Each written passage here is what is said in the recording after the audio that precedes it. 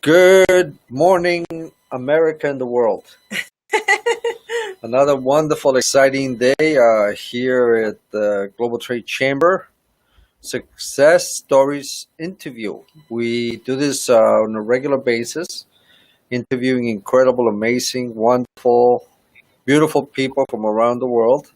And today is no different. I'm Mal Otero with the Global Trade Chamber. And I'm Maria Davila, the founder of the Successful Women in Business and director of the Global Trade Chamber. Welcome. Today we have a very special guest. Yes. We interviewed actually her sister a few days ago. Yes, and that was an amazing interview. Yeah, what a wonderful person. And actually I got confused because in the picture they look very similar. Yes. So I thought they were twins. But obviously, now that I can see better, they have different styles. Both are beautiful. Yeah, let me introduce our guest, Viola Edwards. Welcome. Viola, how are you? I'm very good, and thank you very much for having me here today. This is going to be a very good opportunity for us to learn from a master on one of the biggest topics right now, which is stress. Yes. Viola, just for you to know more about her, she has so many things that she accomplished in her life, awards, books, a lot of things. But if you want to know more about how to manage your stress, Viola is the right person. Today we're going to learn more tips about that. She actually is, she concentrates and focuses on stress mastery. And also she's going to talk today about resilience and grit. Resilience and grit. Exactly. Those are two key words for her, and that we need to learn more. And the founder of Feminine Capital Forum. Yes, we have to find what that is. Yes. And she started her career at 13 years old. Wow. How is that? Amazing. I think then I didn't smile as I do now. Incredible. What was your first thing that you worked in at 13? It was a shoe store. It was a shoe store, yes. And the second one, it was hairdressing, because I had to learn a trade. So a hairdresser. That would make my life easier. They thought, my family thought, because we migrate, and I'm the elder, so I had to help the family. Help. How is it when you migrate, and then we migrated from Lebanon to Venezuela, and then the war started, and we could not go back, and then stopping school, and So at the beginning was that I learned Spanish very quickly, as I knew how to speak French, and in a way, it's like in life you have many times this double feeling. One is like I was so proud to be able to help my mom. And the other feeling is like, oh, school, because I was one of those who loved school. And I still love to learn and be learning the rest of my life. So, yeah, that was my first job. And then from there, slowly, I escaped from hairdressing, because actually I was not good. And I always dreamt to be like a psychotherapist and a teacher. But then, that was complicated. But I used to have like always little accidents in my hairdressing thing, like cutting my fingers and so unhappy. And that's then, amazing. Yeah, it was like really. But what am I doing anyway, here? I passed the academy. It was like I had to, but then I escaped. A friend of mine helped me, and we're talking about early 70s, yeah. So she created a small announcement in a newspaper saying that I was qualified secretary and telephonist. And then some people called me, and I remember we didn't have even telephone at home, So she told me, look, you have to come to my place. So some people called me. I had like 7 or 8 inquiries, and I went to the first one. It was a big company. They noticed immediately that I didn't know much. And then one of those people who called me, he had such a beautiful voice, and he was so, like, oh, beautiful voice. So I went to that interview, and it was mature man, very kind, an engineer who had a work in the morning and have the engineer office in the afternoon, that he needed somebody to answer the phone and make some letters. He needed a secretary.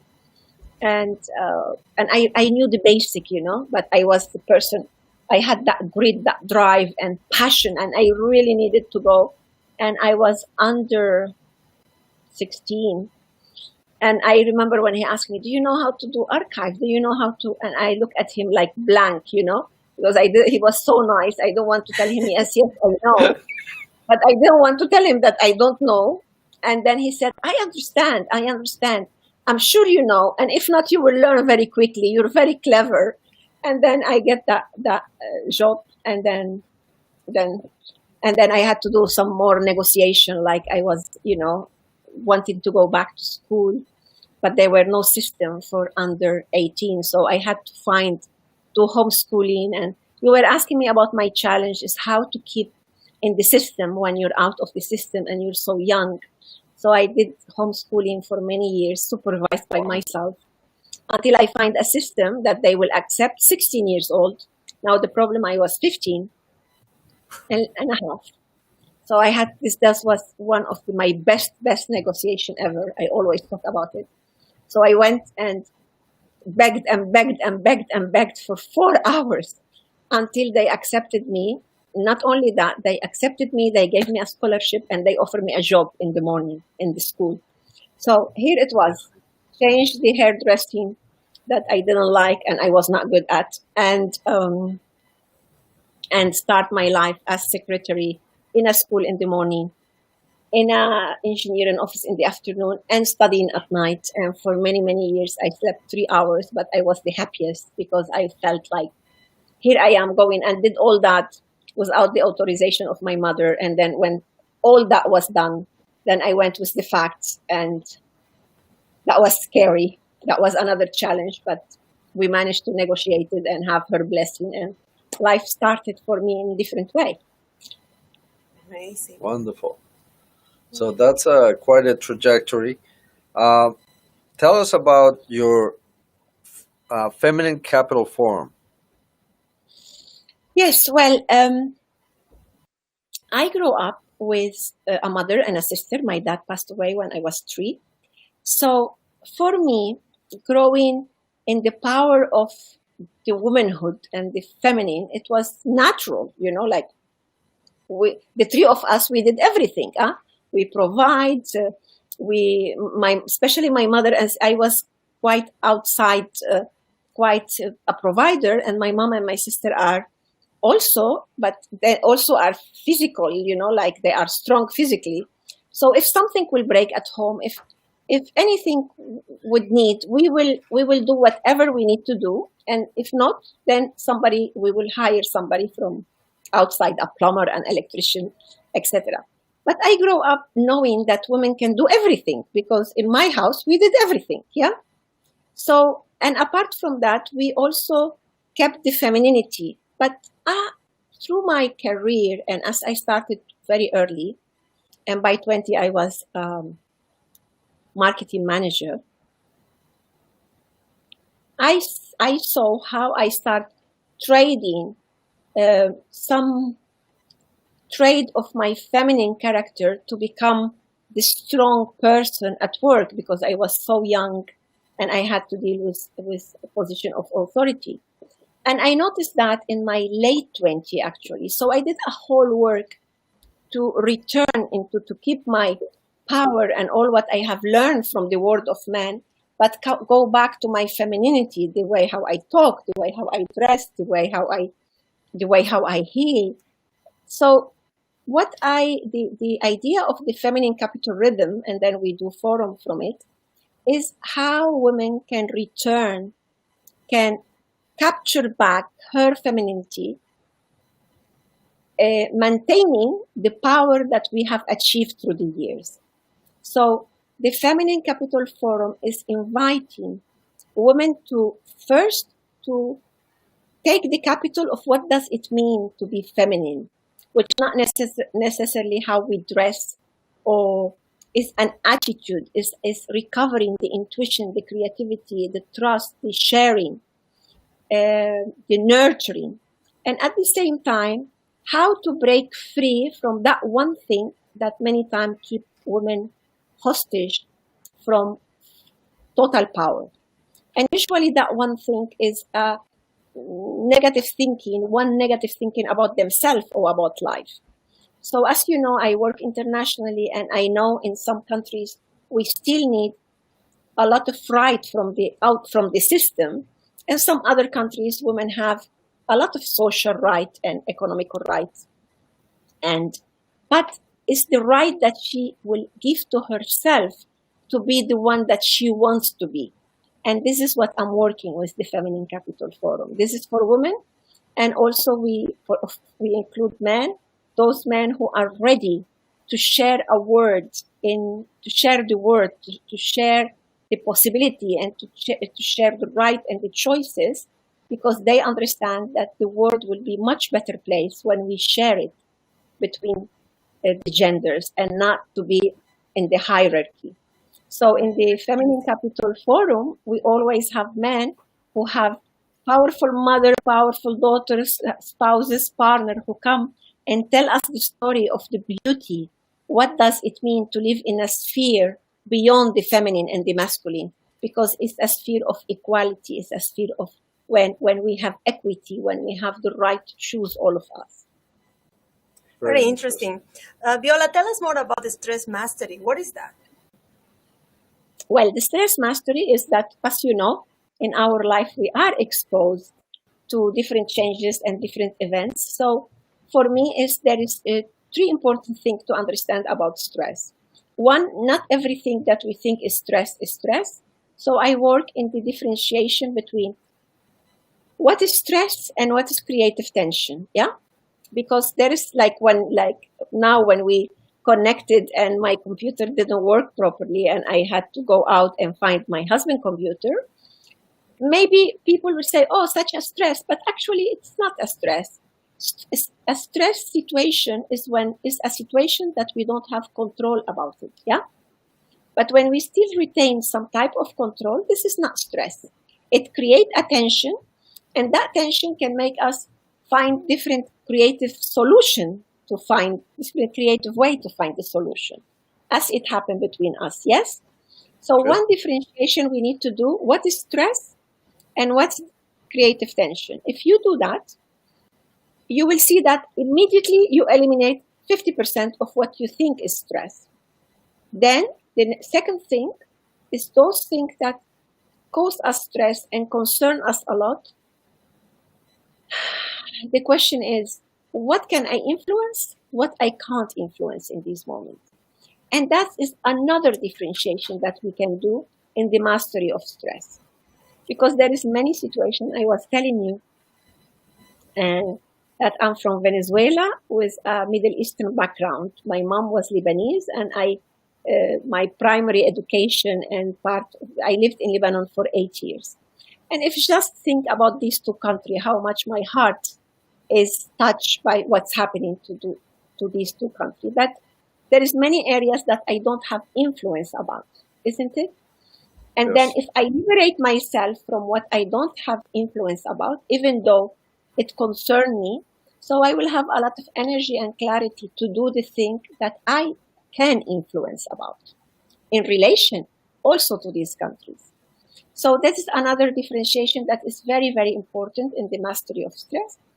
And I want to tell you about the third and the very important thing. When people live in continuous stress and confuse stress by other things, stress will affect your breathing. And because if you manage to breathe fully and to breathe calmly in a situation, already you minimize the stress of it. But as I told you, in situations that we don't have control about, we can't do that. But many other situations we could. So stress will affect your breathing system. Then, because of the continuity of exposing your breathing system to stressful situation, that we could have a dysfunctional breathing system that will create stress to your physical system and to your mental system and emotional system.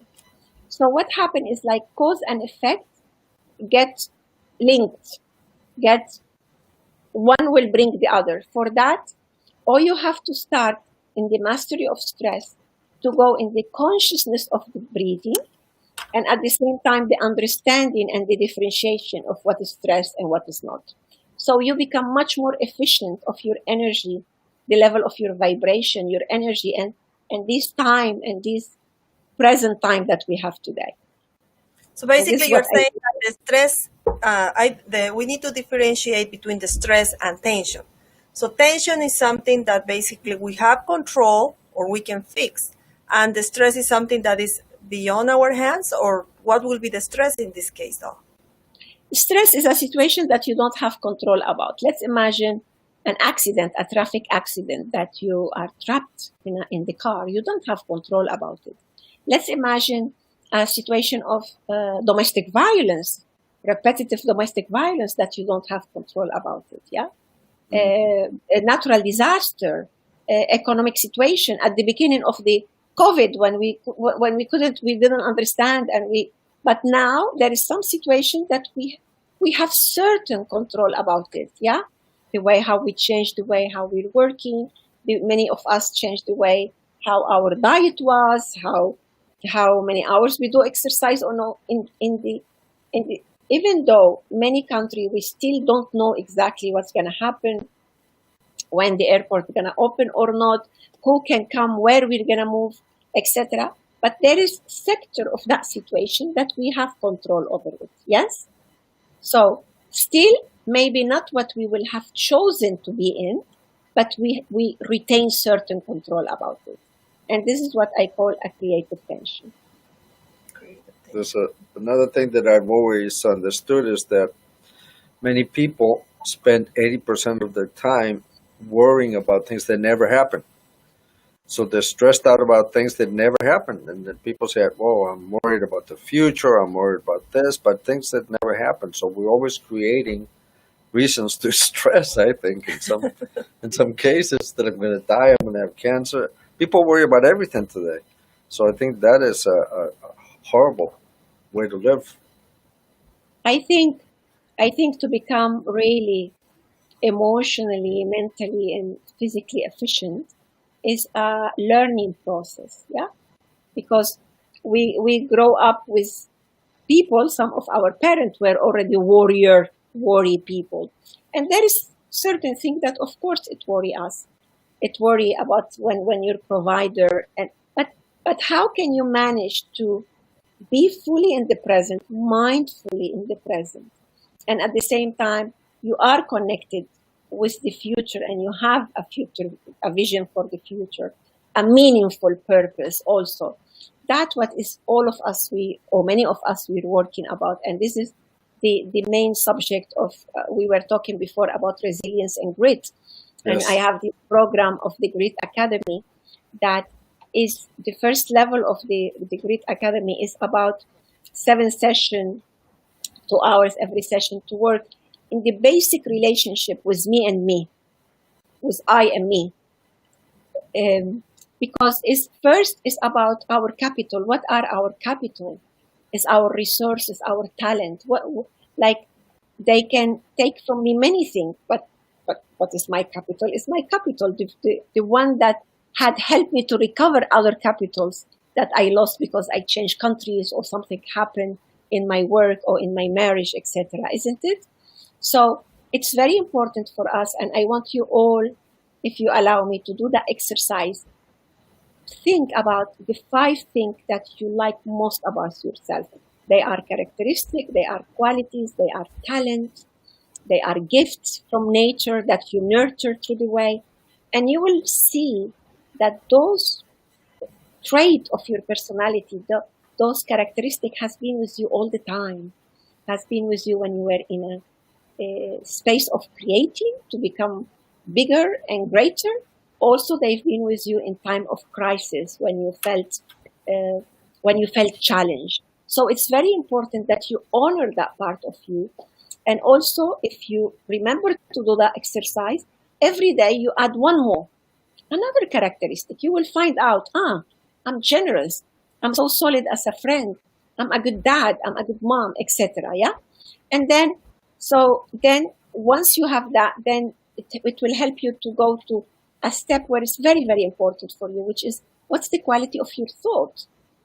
How is it that you inherited by culture or by habit or because of the way how your personality is to be worrying so much about things that you can't influence or to have negative thinking? So what is the process to really transform the thinking and to be in the present, see the whole picture, not only the negative part, see also the corner of the positive part, and work all the time to see what is the positive part of this situation. So you build resilience, and then your talent and your gift are your grit. This is what gives you drive and passion to continue, and so on. Then we work with the why some people achieve their dreams and some other people don't. Because many people have inherited dreams, borrowed dreams, expired dreams. In reality, they don't have the drive because they don't vibrate with those aspiration or dreams. Yeah. So then part of the process of this great program is that, and so on, and how to achieve those dreams. Yes. And how to ask yourself and why and for what is it that make me, what is it that make me want that so much? What is it that I wanted so much to leave that hairdressing and go into, with all my respect to hairdressing, but I was not honoring it because I was so much unhappy with it. So it's a beautiful program, and I want to talk about grit because it's grow through your resources and your own inspiration to transform to what you want to be. And all that will not happen if you're not conscious about the way how you breathe. Mm-hmm. If your breath is short, this is your capital, this is your major capital. The breathing system is one, the respiratory system. Well, let's talk about breathing. Is one of the systems that you can learn how to control, how to expand. Okay, we arrived to this moment for many ways. What happened to me that my breathing is short and limited. But if you learn the technique how to expand it and break free from limitation of the breathing, half of your success is there. So I encourage you all to connect us or connect any breath worker on your city. There is a, may I mention a foundation? Yeah, sure, go ahead. So there is International Breathwork Foundation. You can go and Google, and there is breath workers in every region in the world. You can find, if not connect our friend here, so they will help. It's very, very important. So for me to be successful story for me is how I build my resilience in a way that I feel it organic. I'm resilient, I'm strong, I survived so many changes and grief and loss without losing my nurturing part, without losing my femininity, without losing my generosity, without losing my friendship and my capacity and my humbleness. This is what I work also. What does it mean, organic resilience? Not only to survive, but not to become hard and dry, to keep the juice of life inside. And that's possible with self-development, breathe, etc.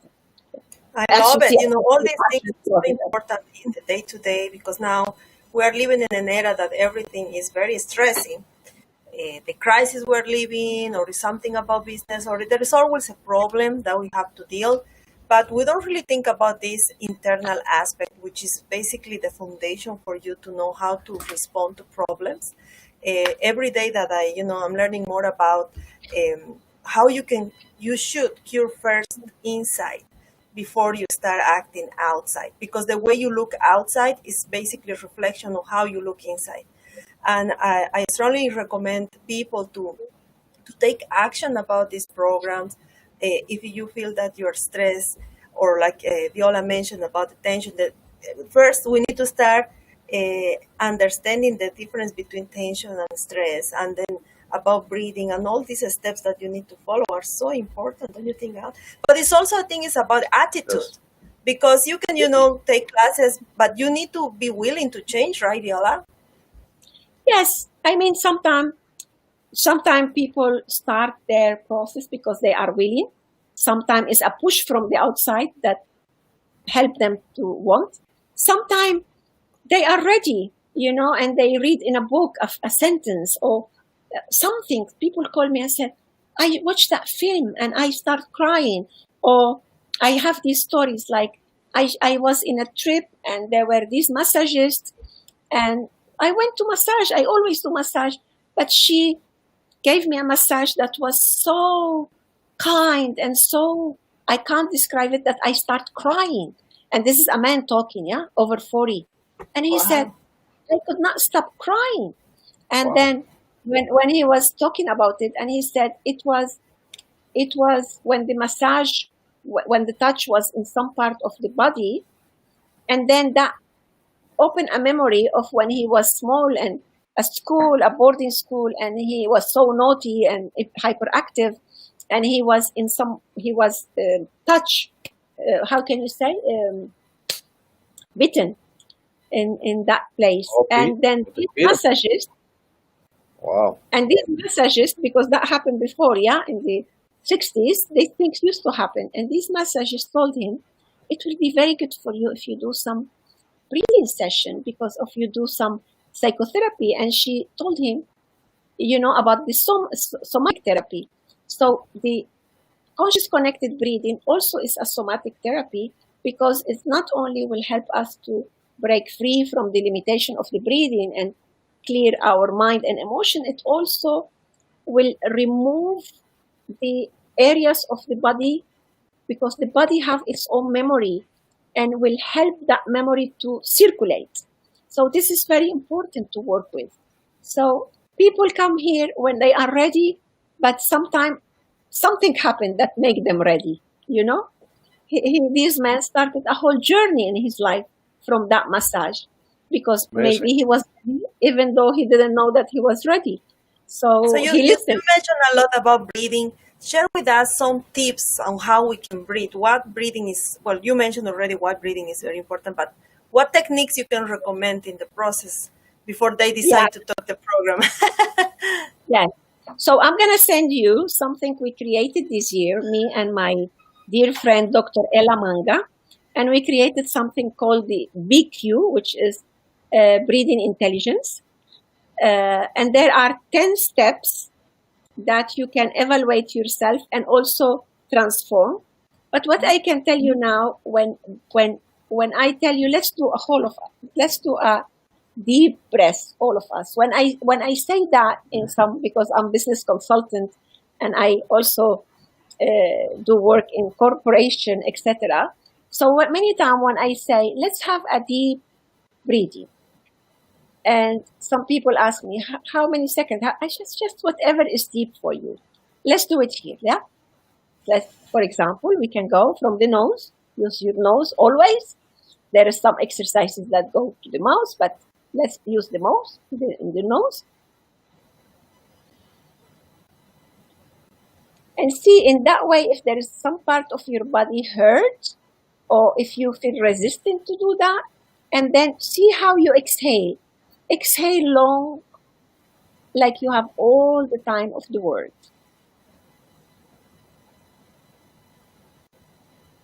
How many times I just ask that and people do like this? Look at me.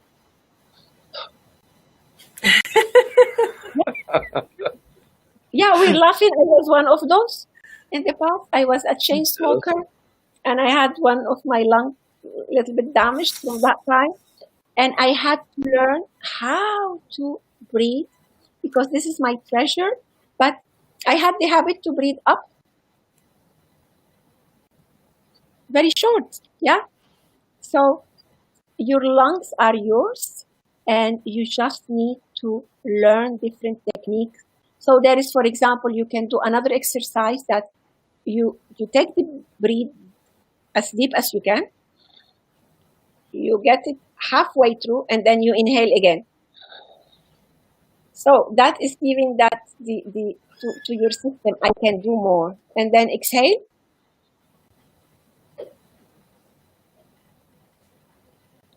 Another thing I can tell you is that When you're upset or in an argument, try to do this quietly. Breathe. If you don't, if it's at home, you can do it with Yes. noise. But just instead of counting to 10, breathe 5, breathe 10, breathe 20, and you will see something magical happen. Now I keep this here. When you're very upset, or you're very stressed, or you're very angry, you're like this, huh? Like obsessed that something happened to you and it gets repeated, yeah? When you learn how to breathe, you connect with your grit and you're a resilient person. You will see slowly, maybe I have this other option. Maybe this other option. Maybe this. Isn't it? I'm going to do that for you because I want you to remember, maybe none of these options is the one you wanted. But look how different. It's not only one situation to one answer, multiple, infinite possibilities. And I have to tell you that conscious breathing represents life. And if we are alive, we have infinite possibilities. So I want your grit to be there with you, activated, acknowledged, to really get the transformation that you deserve in life, whatever you deserve in life, whatever success is for you. And when they told me about this program, Success Stories, I said yes without thinking twice, because I know that success also is infinite. So don't think only about fame or only about money or only about success. Is everything for you is success, and go for it. Go for it. Yes. I love it. Great message. Well, I wish we have more time with Viola so she can teach us more. This is endless opportunities with Viola. Infinite. Infinite. Well, we're so happy that you had the time to meet with you. I think there's a lot of information that people can use from here, and you can look her up. We're going to put all your information up, website, and on the YouTube about all of the techniques and information that you have to help business people through these stressful times. Absolutely. Thank you so much. Important. Count on me, and I'm happy to come with you again whenever we can talk about this subject or any other subject that I manage. Wonderful. No, and I love Viola attitudes. I mean, she's so happy. I'm sure she has problems, but everything is about how you deal with problems, not how you get stressed and get tension about everything in your life, right? It's how you manage the situations is the message I got. It's not the situations, it's how you manage the situations. And if we get that and we breathe, we're going to be okay. Thank you so much, Viola. It was such a nice interview. This is just the beginning. We're going to invite you again. Yeah. Together. Bye-bye. Thank you for this beautiful program. Thank you. Bye-bye. Bye-bye.